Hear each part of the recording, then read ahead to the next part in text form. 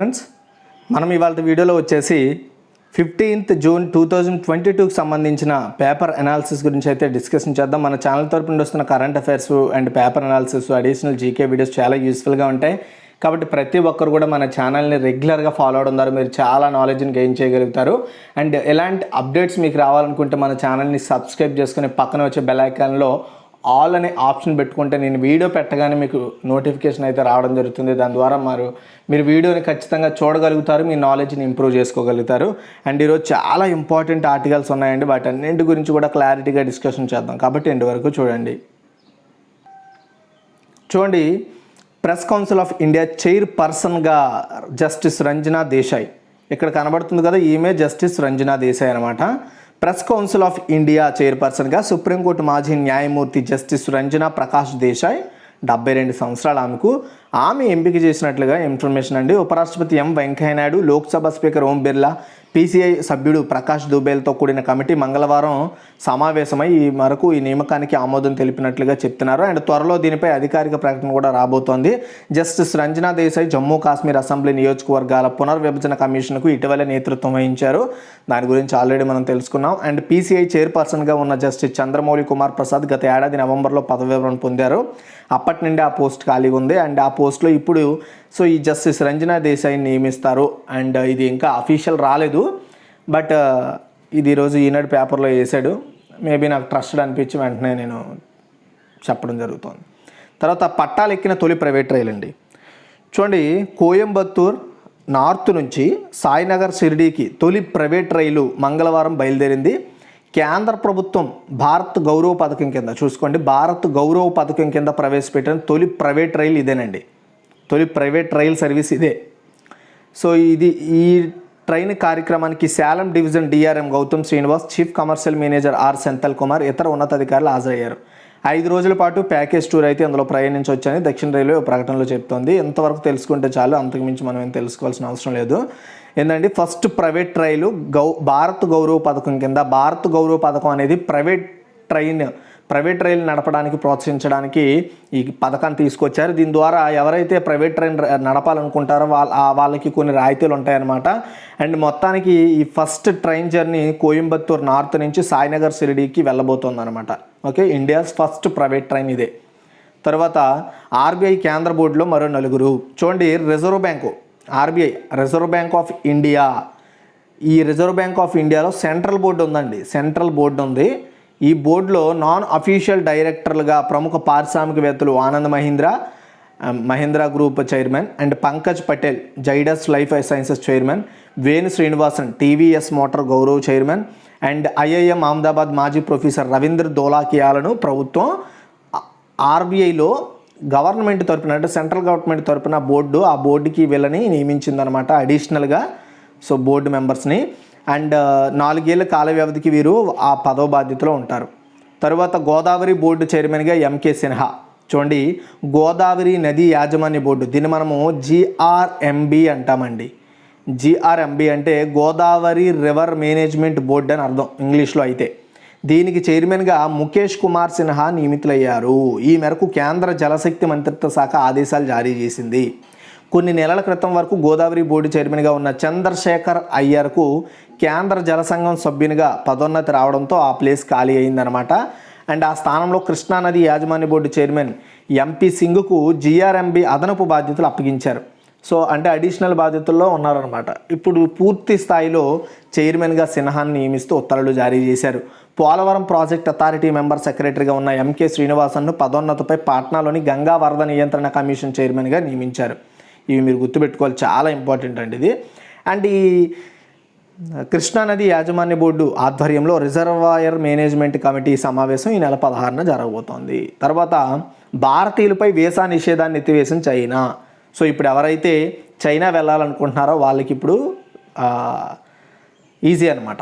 Covid నేపథ్యంలో భారతీయులపై విధించిన visa నిషేధాన్ని చైనా ఎత్తేసింది.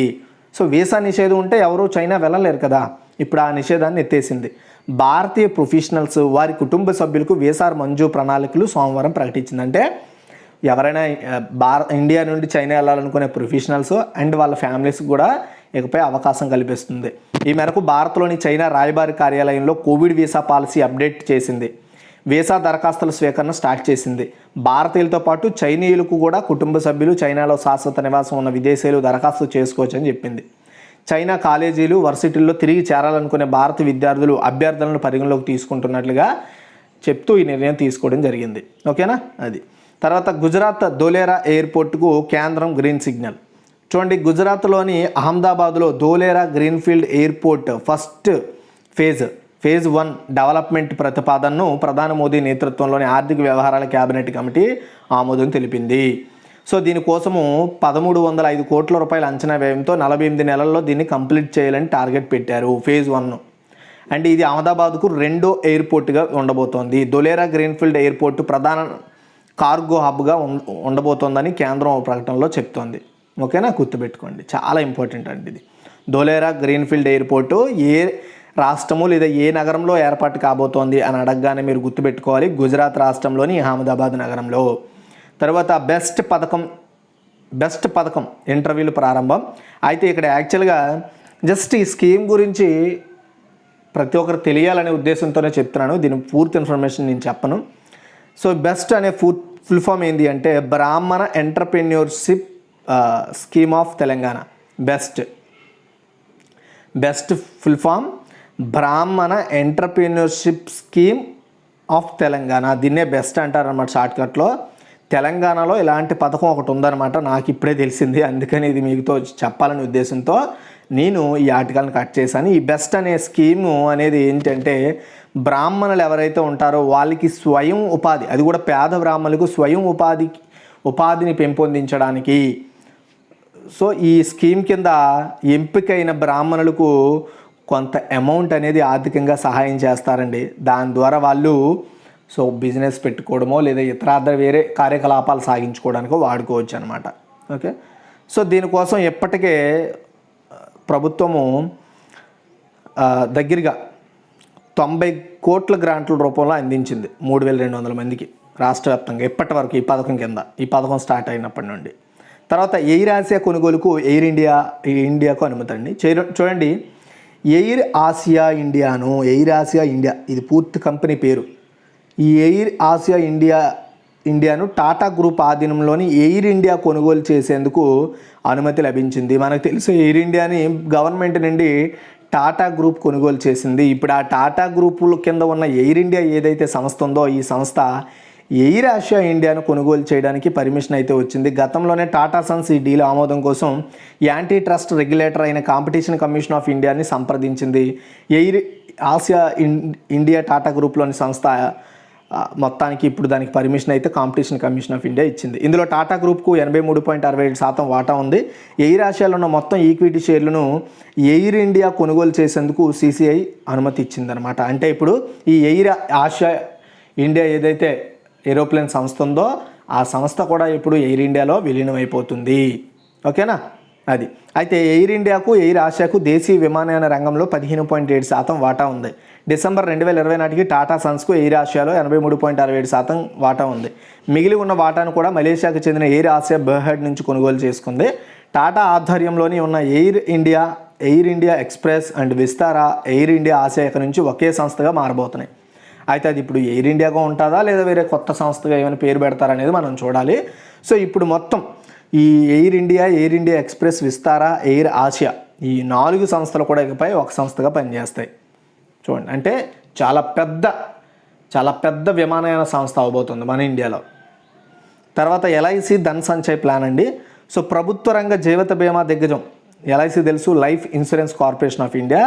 సో ఒక ధన్ సంచయ్ అనే పేరుతో ఒక కొత్త ప్లాన్ తీసుకొచ్చింది. ఇది non linked and non participating and individual savings life insurance plan అనమాట. అంటే ఎవరితో టైఅప్ లేకుండా ఏ ఇబ్బంది లేకుండా ఇండివిజువల్గా ప్రొవైడ్ చేసే ప్లాన్ అనమాట.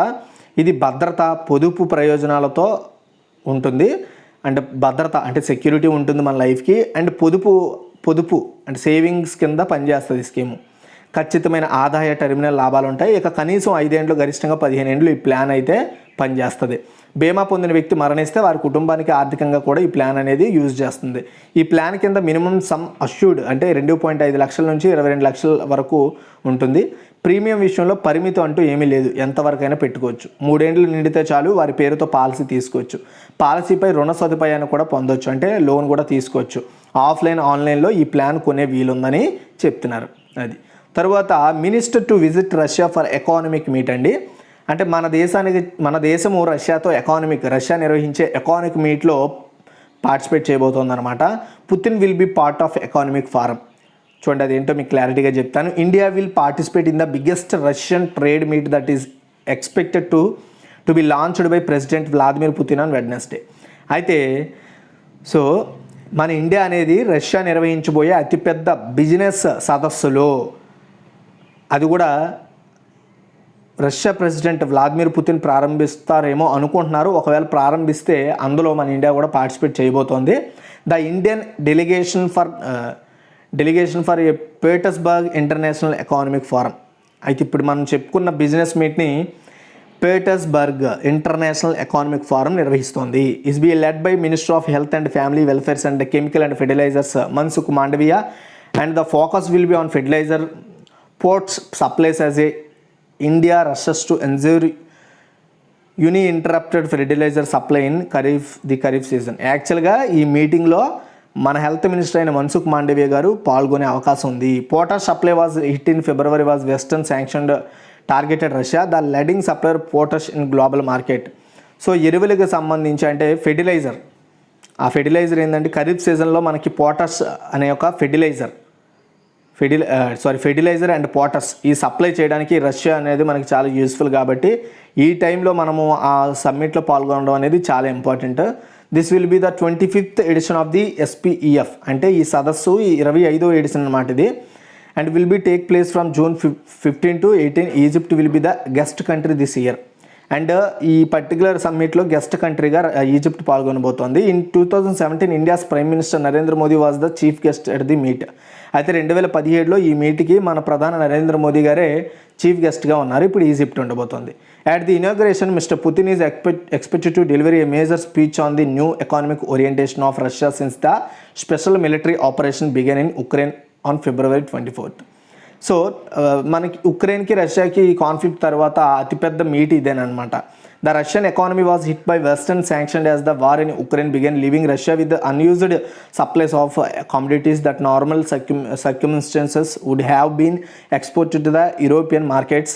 And Russia currently holds surplus food grains, lentils, spices such as coriander, iron and steel, minerals, fertilizers, timber, paper and other commodities, and is looking for access to new market in the global south.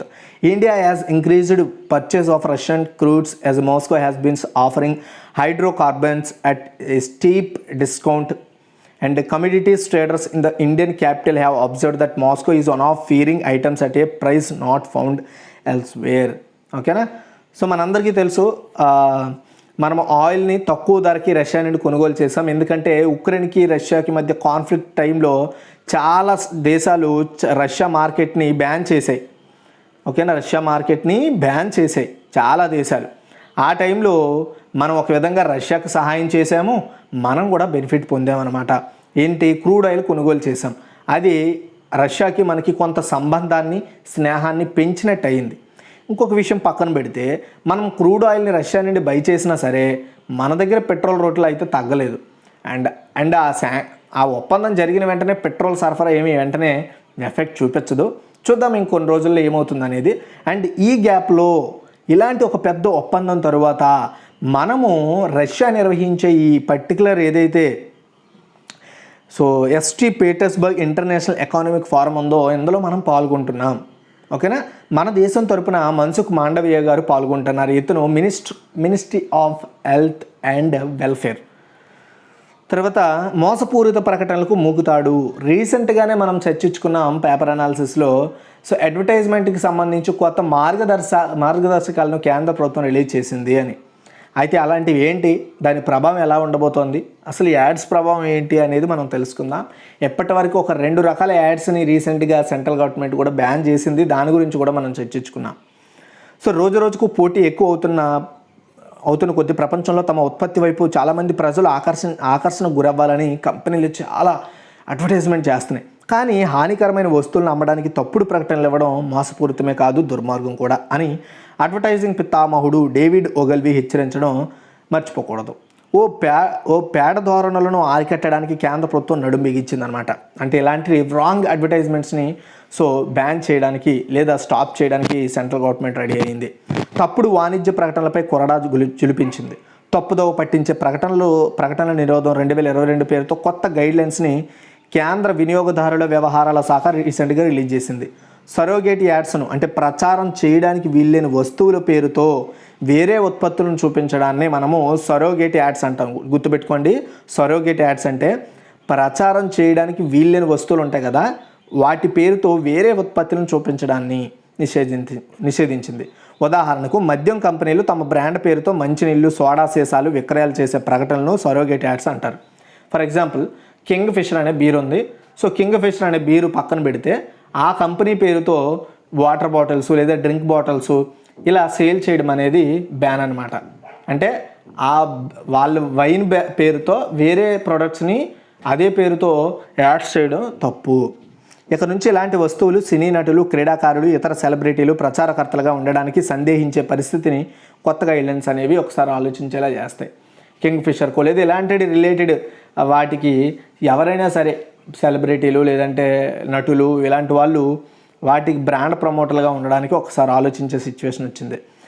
తర్వాత మీరు రీసెంట్గా చూడవచ్చు, విమల్ అనే particular అది కూడా gutka typo ఏదో మరి మనకు తెలియదు, దానికి కూడా మొత్తం 3 టాప్ బాలీవుడ్ హీరోలను పెట్టి అడ్వర్టైజ్ చేశారు. అలాంటివి కూడా ఇకపై ఆగిపోయవచ్చు. వీటిని ఉల్లంఘించే ప్రకటనదారులు భారీ జరిమానాలు కట్టాల్సి ఉంటుంది. దీర్ఘకాలం పాటు మళ్ళీ ప్రకటనలు ఇవ్వకుండా బ్యాన్ గురి కావాల్సి వచ్చే అవకాశాలు కూడా ఉన్నాయి. అంటే గవర్నమెంట్ మాట వినకుండా ఒకవేళ అడ్వర్టైజ్ చేస్తే ప్రజలకు మభ్యపెట్టి ప్రలోభ పెట్టి ప్రకటనలు ఇవ్వడం అనైతికం. ఇప్పుడు అది చట్టవిరుద్ధం కూడా. ఓగిల్వీ వర్ణించిన హానికర ప్రకటనలు ఆరోగ్య సంరక్షణ రంగంలో తరచూ కనిపిస్తాయి. బరువు తగ్గిస్తామనో పొడవు పెంచుతామనో చెప్పి వినియోగదారులకు అంటగట్టిన ఉత్పత్తులు చివరికి హాని చేసిన సందర్భాలు చాలా ఉన్నాయి. విద్యారంగంలో 100% ఉత్తీర్ణత, నియామకాలు సాధించినట్లు ప్రచారం చేసుకుని విద్యార్థులకు తప్పుదోవ పట్టించే కళాశాలలు తక్కువేం కాదు. ఈ రోజుల్లో ఆన్లైన్ ప్రకటనలతో పెద్ద మోసాలే జరుగుతున్నాయి. జోదం, రుణ లాటరీ యాప్లు జరిమానా పడిన వారు, నకిలీ వస్తువులు కొని నష్టపోయిన నానాటికి పెరుగుతున్నారని చెప్పాలి. వివిధ ఉత్పత్తులు ఆన్లైన్ రేటింగ్లు చూసుకొనడం ఈరోజు కామన్ అయిపోయింది. వస్తు విక్రేతలే డబ్బు వెదజల్లి రేటింగ్లను, సమీక్షలను కొనుగోలు చేస్తుంటారు. దానివల్ల ఏమవుతుంది, ఆ పర్టికులర్ రేటింగ్స్ చూసి మనం కూడా ఆ వస్తువును కొనేస్తాం. ఈ కామర్స్ యుగంలో ప్రకటనలో చూపిన వస్తువు కొనుగోలుదారుడికి చేరే వస్తువు వేరువేరుగా ఉంటున్నాయట. గడువు ముగిసిన ఉత్పత్తులు బట్వాడా కావడం చాలామందికి అనుభవమే పోవడం. కొన్ని డియోడరెంట్లు వాడిన పురుషులు వెంట యువతలు పడినట్లు చూపడం, ఎనర్జీ పానీయాలు తాగిన తర్వాత రెక్కలు వచ్చి ఆమె ఉత్సాహంతో నింగికెగినట్లు ఇలాంటివన్నీ చూపించడం తప్పు. ఓకేనా? ఇవన్నీ కూడా ఒక వ్యక్తిని తప్పుదో దారి చూస్తున్నట్లుగా అవుతుందన్నమాట. నిరుడు 12 మద్యం కంపెనీలు సరోగేట్ యాడ్స్ను భారత ప్రకటనల ప్రమాణాల మండలి నిషేధించిందనమాట. వినియోగదారుల ప్రయోజనాల రక్షణకు ప్రకటనదారులు తమకు తాముగా కొన్ని నిబంధనలు పాటించాలని సిఫార్సు చేసింది. ఇప్పుడు కేంద్ర ప్రభుత్వం సైతం అటువంటి సూత్రాలనే విడుదల చేసింది. వాటిని ఉల్లంఘించడం శిక్షార్హం అవుతుందని ప్రకటించింది. కొత్త నిబంధనల వారి మద్యం కంపెనీలు సరోగేట్ ప్రకటనలకు అడ్డుకట్ట వేయవచ్చు. అదే సమయంలో ప్రమాణాలను ఖచ్చితంగా పాటించి సాధికారిక అనుమతి పొంది సరైన రీతిలో ప్రకటనలు ఇచ్చే బ్రాండ్లకు మార్కెట్ పెరగవచ్చు. కొత్త రూల్స్ వల్ల ఆషామాషీ కంపెనీలు మార్కెట్లో ప్రవేశించే అవకాశం తగ్గిపోవచ్చు. కోవిడ్ టైంలో కరోనా వైరస్ని చంపే ఔషధాలని, రోగనిరోధక శక్తిని పెంచే బలవర్ధక ఆహారాలను వచ్చిన ప్రకటనలు చాలానే ఉన్నాయి. అలాంటి తప్పుడు ప్రకటనలు ఇచ్చేవారికి 2 ఏళ్ల వరకు జైలు శిక్ష, 10 లక్షల రూపాయల జరిమానా విధించవచ్చని కేంద్ర వినియోగదారుల రక్షణ ప్రాధికార సంస్థ CCPA కిందటి సంవత్సరం అంటే 2021 జనవరిలో హెచ్చరించింది. కానీ అటువంటి ప్రకటనలు చేసిన సంస్థలు లేక వ్యక్తులకు శిక్షణ పడిన దాఖలు కూడా లేవు. తప్పుదోవ పట్టించే వాణిజ్య ప్రకటనలపై కంప్లైంట్స్ అనేవి కేంద్ర ప్రభుత్వ వ్యవహారాల శాఖ 2015లో ఒక పోర్టల్ స్టార్ట్ చేసింది. దాన్ని గామా అంటారు. GAMA portal, grievance against misleading advertisements. వాటి మీద ఏవైనా యాడ్స్ మీద మనకి అభ్యర్థన ఉంటే మనం కంప్లైంట్ చేయొచ్చు. దీని ద్వారా అందే ఫిర్యాదులను ఆస్కీ పరిశీలించి తగిన చర్యలు సిఫార్సు చేస్తుంది. 2017 నుంచి 2020 వరకు ఒక్క టెలివిజన్లో తప్పుదోవ పట్టించే ప్రకటనలపై గామాకు 12,187 ఫిర్యాదులు అందాయని గత సంవత్సరం ఫిబ్రవరిలో కేంద్ర సమాచార ప్రసార శాఖ పూర్వ మంత్రి ప్రకాష్ జవదేకర్ లోక్సభకి అనౌన్స్ చేశారు. వాణిజ్య ప్రకటనలను ఉపసంహరించడం ద్వారా కానీ, మార్పు చేర్పులు చేయడం ద్వారా కానీ వాటిలో 8,963 కంప్లైంట్స్ సాల్వ్ అయినట్లుగా వివరించారు. సో రూల్స్ని రూపొందించడం బాగానే ఉన్నా వాటిని ఉల్లంఘించారనే కోర్టులో నిరూపించి చట్టపరంగా చర్య తీసుకోవడం అంత తేలిక కాకపోవచ్చు. న్యాయస్థానంలో శిక్షలు విధించడానికి వాటిపై అప్పీల్ విచారణకు ఎన్నో సంవత్సరాలు పట్టవచ్చు. ఎందుకంటే ఎవరైతే కంప్లైంట్ చేశాడో ఆ వ్యక్తి కోర్టుకి రాగలడండి, వెళ్ళగలడండి, అవన్నీ జరిగే పని అండి. సో అయితే ఒక విధంగా సాల్వ్ చేయొచ్చు. ఎందుకంటే ఇప్పుడు మనకి అంతా కూడా వీడియో ప్రకటనలు కాబట్టి ఏదో పర్టికులర్ సర్వర్లో ఆ వీడియోస్ ఉండొచ్చు. ఒకవేళ కంపెనీ వాటిని డిలీట్ చేసినా ఏదో సర్వర్లో ఉండొచ్చు. సో అలాంటి వీడియోల ద్వారా చూపించి ప్రభుత్వం అయితే కొంచెం ఆలోచించి చేసి దానికంటూ పర్టికులర్ ఒక వ్యవస్థ పనిచేసేలా చర్యలు తీసుకోవాలి. లేకపోతే అంటే బోగస్ అడ్వర్టైజ్మెంట్స్ ఎక్కువైపోతాయి. ఆల్రెడీ ఇప్పటికే కుప్పలు బోగస్ అడ్వర్టైజ్మెంట్స్ అయితే ఉన్నాయి. ఇకపై వాటన్నింటికీ కూడా మూకుతాడు పడుతుంది. సో ఇదండి కొత్తగా కేంద్ర ప్రభుత్వం తీసుకొచ్చిన గైడ్లైన్స్ అనమాట. కాబట్టి మీరు ఎక్కడైనా సరే రాంగ్ అడ్వర్టైజ్మెంట్ చూస్తే మట్టుగా మీరు ఈ గామా అనే పోర్టల్ ద్వారా మీరు కేంద్ర ప్రభుత్వానికి కంప్లైంట్ అయితే చేయొచ్చు. అండ్ అది వాళ్ళు సాల్వ్ చేసుకుంటారు. మనకి ఎలాంటి ప్రైవసీ ప్రాబ్లం అనేది రాదండి. ఇది ఓవరాల్గా మీకు ఒక విషయం తెలిసింది అనుకుంటున్నాను. అంటే దీన్ని ఎవరు సాల్వ్ చేస్తారు, ఎలా ప్రభుత్వానికి తెలియజేయాలి, సో అనేది ఎలా ప్రభుత్వం చర్యలు తీసుకుంటుంది అనేది మీకు తెలిసింది అనుకుంటున్నాను. నచ్చితే లైక్ చేయండి, షేర్ చేయండి. మరిన్ని అప్డేట్స్ కోసం మన ఛానల్ రెగ్యులర్గా ఫాలో అవుతుండండి. Thanks for watching.